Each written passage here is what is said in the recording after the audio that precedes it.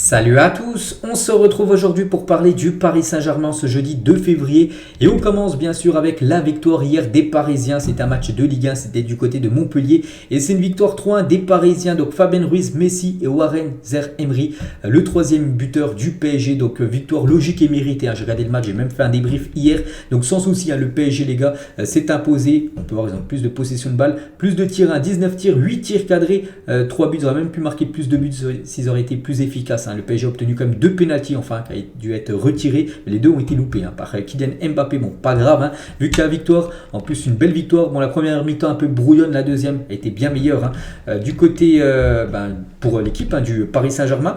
Et du côté du classement, si on regarde ce classement après la 21e journée de Ligue 1, le PSG a toujours quand même un matelas d'avance par rapport à Marseille qui est le dauphin du PSG. Donc Marseille 46 points, le PSG 51 points, il y a toujours 5 points d'écart entre ces deux équipes. Donc voilà, ça se passe plutôt bien dans le championnat de Ligue 1 pour l'équipe du PSG. Et cette victoire, elle a quand même un goût amer parce que je pense, vous savez tout ce qui s'est passé hier lors de cette rencontre. Donc ça nous fait rappeler des mauvais démons, ce qui est titre aujourd'hui à la une du journal L'équipe.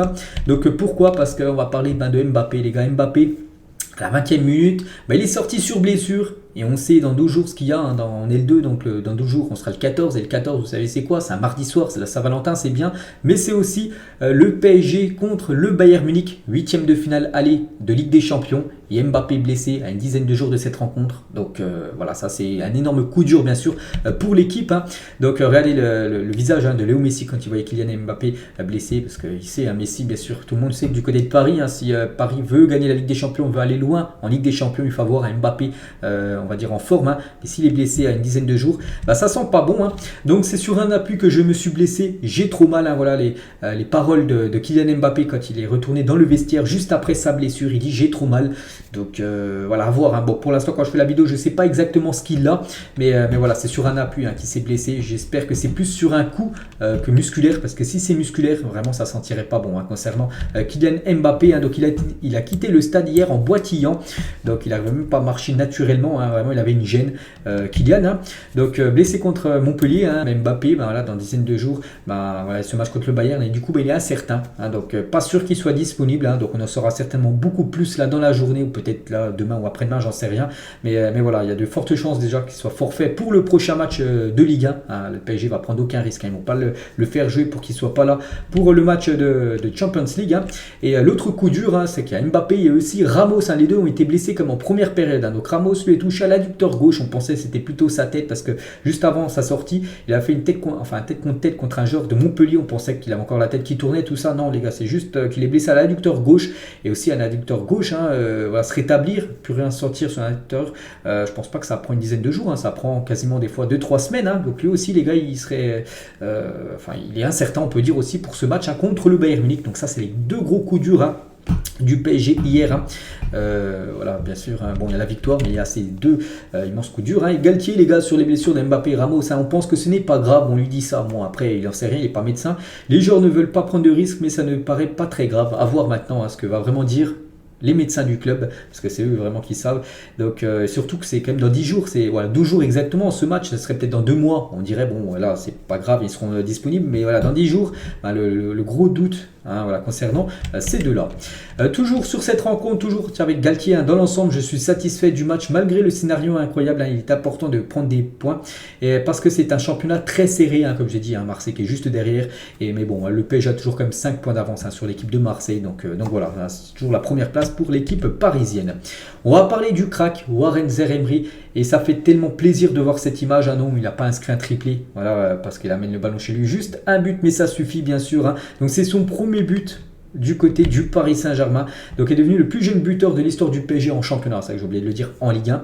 Donc à seulement 16 ans et 330 jours. Donc voilà, incroyable bien sûr ce record pour le jeune Warren Zaïre-Emery. Il n'a même pas 17 ans, il aura 17 ans le mois prochain. Et voilà les gars, seulement 16 ans et demi on va dire. Mais il est déjà buteur en championnat avec l'équipe parisienne, un joueur pour le futur du côté du club, et même pour le présent, parce que maintenant on espère le voir de plus en plus jouer. Il joue de plus en plus.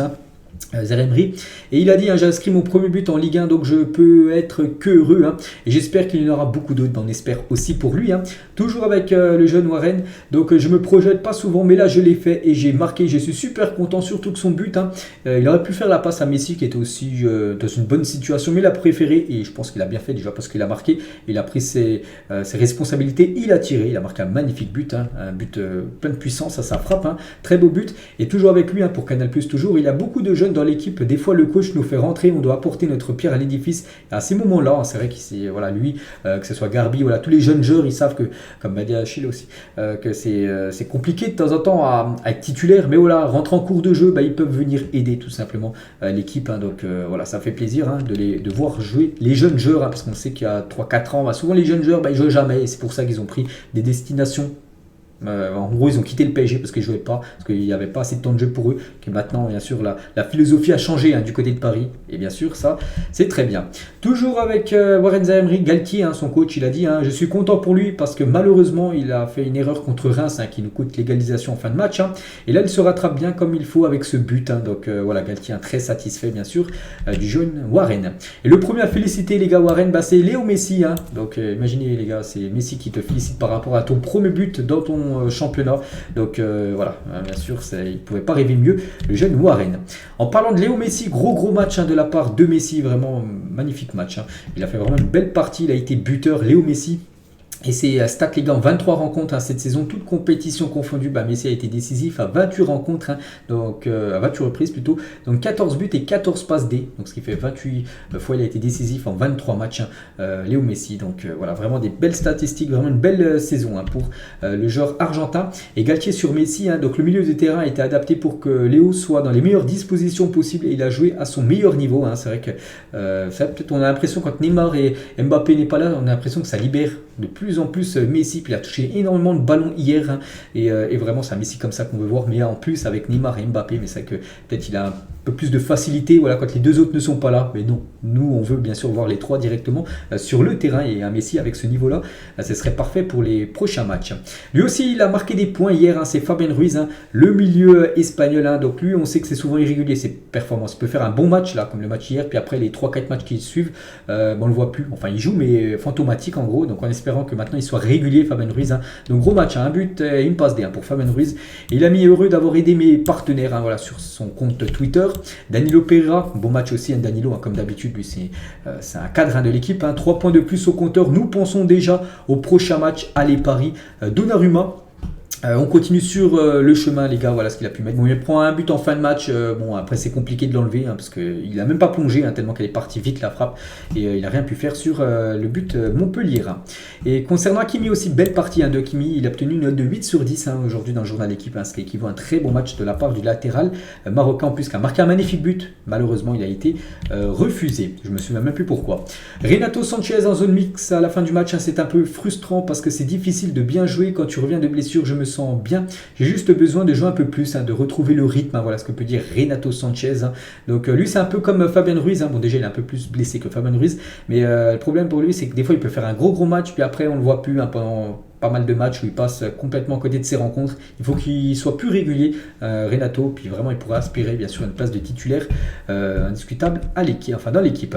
Et ce joueur, les gars, lui, depuis quelques temps, on commence à se poser des questions. C'est Vitinha. Hier, il n'a pas encore fait un gros match. Hier, j'avais noté, j'ai mis une note de 4 sur 10 par rapport à sa performance. C'est que Vitinha, début août, quand il avait rejoint l'équipe, il avait été énorme. Il faisait des matchs très très propres, peu de pertes de ballon. Il apportait beaucoup à l'équipe, touchait énormément de ballons, tout ça. Et là, depuis le retour de la Coupe du Monde, on a l'impression qu'il a tout perdu. Après, peut-être c'est peut-être un coup de mou, ce qu'on peut comprendre. Mais voilà, il va falloir qu'il retrouve le niveau qu'il avait en début de saison, parce que là, c'est les matchs importants là. Puis bien sûr, le PSG a besoin de Vitinha pour un peu comme toute l'équipe, bien sûr, pour aller le plus loin, que ce soit en Coupe d'Europe ou même dans les autres compétitions. Et toujours avec la Ligue 1, on va juste parler de Mbappé, les gars, qui n'est plus le meilleur buteur actuellement du championnat. Dommage, il aurait pu marquer un but hier sur penalty. Il a même 2 tentatives, il n'en a pas mis une. Bon bref, c'est comme ça. C'est Balogun, les gars, en plus qui avait été buteur, souvenez-vous, contre le PSG il y a quelques jours, il avait égalisé. C'est lui maintenant le meilleur buteur. Il a marqué un triplé hier, donc il passe meilleur buteur devant Mbappé et Neymar, les deux autres parisiens. Regardez le calendrier du mois de février. Donc là, le premier c'était hier contre l'équipe de Montpellier, c'est fait. Le prochain prochain match, ça sera contre Toulouse, c'est à domicile, c'est le 4, hein, donc c'est après-demain les gars, donc samedi, ça sera contre Toulouse. Ensuite la Coupe de France le 8 hein, contre Marseille, hein, Toulouse là, Mbappé, hein, pas sûr qu'il soit là, hein, je pense pas qu'il y aura de risque pris contre Marseille, c'est même pas sûr, c'est dans la semaine prochaine, pas sûr aussi qu'il soit là hein, contre Marseille, puis après il y a Monaco, puis après le Bayern, donc voilà, tous les matchs avant, ce rendez-vous européen contre l'équipe bavaroise. On va parler un petit peu info mercato et selon le journal Le Parisien, les dirigeants du PSG ont jugé qu'il était suffisamment structuré au poste de défenseur central et que Skriniar n'était pas une priorité pour ce mercato. C'est pour ça en gros que le PSG n'a pas augmenté son offre hein, pour faire venir Skriniar parce qu'en gros du côté de Paris ils pensent qu'ils ont ce qu'il faut actuellement en défense et voilà, ils sont toujours sur le joueur mais voilà, ils préfèrent plutôt une arrivée l'été prochain que l'hiver. En gros ils ont dit que c'était pas encore non plus une priorité hein, cet hiver. Skriniar hein, qui devrait normalement rejoindre bien sûr le club en fin de saison. Et du côté de l'Inter ils sont vraiment mécontents voilà, que le joueur ne prolonge pas, hein, qui va arriver du coup libre. Du côté du PSG bon, il touchera une prime à la signature et du coup son brassard de capitaine vu que c'est le capitaine hein, de cette équipe pourrait être retiré. Bon, il va continuer à jouer hein, jusqu'à la fin de son contrat, mais ça ne sera plus le capitaine du côté de l'Inter Milan. On va parler aussi d'Hakim Ziyech. Hein, c'est vrai qu'Hakim Ziyech, on pensait, hein, tout le monde, il y avait même le Erwigo, Fabrizio Romano, qui allait rejoindre l'équipe du PSG, mais en gros, c'est Chelsea qui a tout fait capoter hein, son club. Hein. Une source du PSG au journaliste de Sky Sport, hein, la nuit dernière était un véritable désastre, donc dans la nuit du 31. Hein. Chelsea ne reviendra plus jamais à la porte du PSG, ce n'est pas comme ça qu'on fait des affaires ou qu'on traite un joueur. Hein. Donc c'est vrai qu'ils ont vraiment manqué de respect, déjà que ça soit aux joueurs, Hakim Ziyech, aussi au PSG. Hein.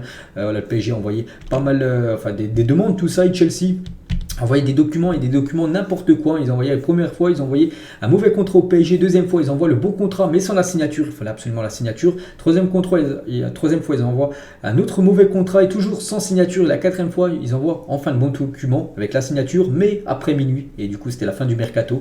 Donc, ils ont joué, on a l'impression, avec Paris hein, et avec Hakim Ziyech. Hein, cette équipe de Chelsea, c'est quand même très très malhonnête de leur part. Et Ziyech, lui, est extrêmement triste hein, que son transfert au PSG ait échoué parce que lui, il voulait venir hein, jouer du côté de Paris. Hein, il avait envoyé un message à Todd Boehly, le propriétaire du club, hein, afin de lui demander de conclure l'affaire. Il était même prêt à payer de son propre argent afin de rejoindre le club. Hein. Voilà, s'il y avait des dépenses, tout ça, il était même prêt à payer tout ça pour rejoindre le PSG. Et du coup, le PSG était OK, le jour où il était OK, il manquait plus que Chelsea. C'est eux qui ont tout fait capoter Chelsea. Donc voilà, on n'oubliera pas hein, ce qu'a fait l'équipe des Blues.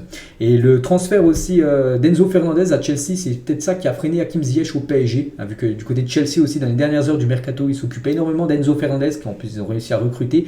Et du coup, ils ont peut-être que pensé Enzo Fernandez, ils ont peut-être pas fait les bons papiers, on va dire, pour Hakim Ziyech. Pour ça, en gros, que ça a capoté. Ça c'est officiel, c'est un départ officiel du club. Hein, Ander Herrera est vendu définitivement à l'Athletic Bilbao, lui qui était prêté avec option d'achat. Du coup voilà, c'est fini, il appartient plus au PSG, donc c'est un départ on va dire du club. Hein. C'est sa vente qui a permis au PSG de prêter Keylor Navas, hein, lui qui a rejoint l'équipe on sait de Nottingham Forest. Luis Campos a pour priorité absolue de vendre Neymar, hein, donc d'après Essam Bedebag. Bon, je sais pas trop ce que ça vaut cette source, hein, je vous la relaye. Hein. Donc ce départ pourrait permettre au club de financer l'achat d'un joueur au profil offensif jeune et dynamique. Les trois options privilégiées, donc Rashford, Rafael Leao et Victor Osimhen. Donc on verra bien sûr ça sera quoi le futur de Neymar l'été prochain. Et on finit les gars cet épisode aujourd'hui, on revient, bon c'était je crois avant-hier, hein, le jour pour jour, et un certain Beckham a signé du côté du Paris Saint-Germain, c'était il y a 10 ans jour pour jour, quand on était hier, ou avant-hier, bon bref c'était dans les eaux, et voilà Beckham rejoignait l'équipe du PSG, hein, bien sûr c'était une immense star hein, qui arrivait du côté du club parisien. Donc voilà les gars ce qu'il y a à dire aujourd'hui, j'espère que ça vous a plu, on se retrouve plus tard pour le prochain numéro consacré à l'équipe du PSG, bonne journée à vous et à plus tard.